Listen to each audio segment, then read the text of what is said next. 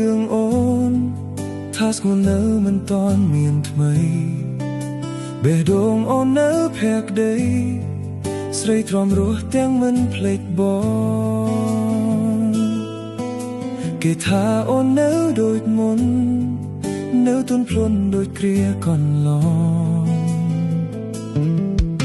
នៅតែរំលឹកពីបងលឺមដងទ្រង់បងស្ទើរបាយចង់វិលទៅរកអូនណាអាណិតសងសាចាស់បងអើយតែយើងចប់យូរណាស់ហើយបកក្រោយមិនបានឡាយថ្លៃចង់វិលរកសងសាចាស់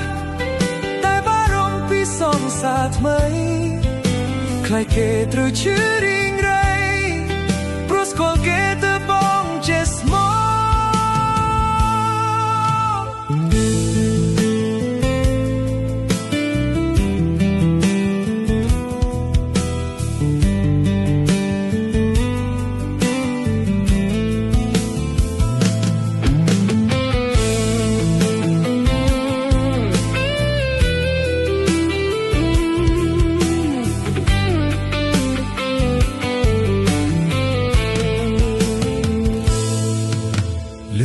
ប្រាប់ពីរឿងអូន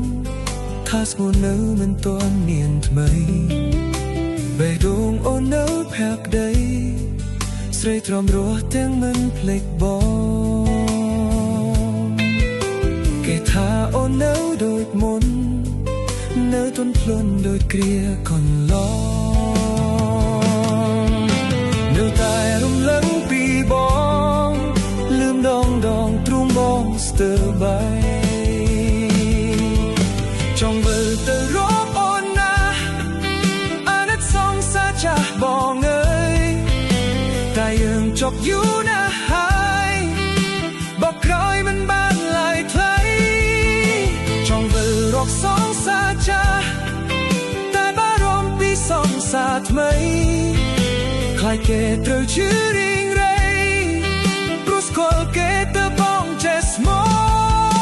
ចង់វិលទៅរកអូនណាអាណិតសងសាចាស់បងអើយតែយើងចាប់យូរណាស់ហើយបកក្រោយមិនបានឡាយថ្លៃចង់វិលរកសងសាចាស់តែបារម្ភពីសងសាថ្មីខ្លាចគេត្រូវឈឺរីងរៃព្រោះស្គាល់គេទៅបងចេះស្មោព្រោះស្គាល់គេទៅបងចេះស្មោ